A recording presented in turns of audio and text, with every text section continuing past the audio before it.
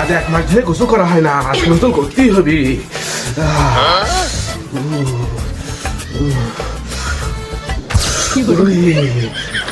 দেখি তো পানি ঠান্ডা না গরম।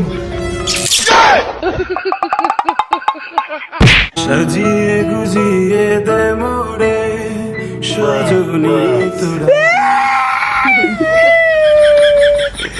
শালার বন্ধু তুই মরে গেলি।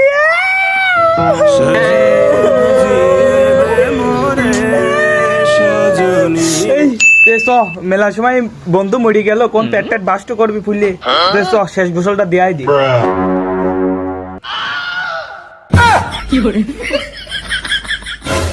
শালা যে গোসল কাজ আমি মরে গেল সেই গোসলে আবার ফের করাবি।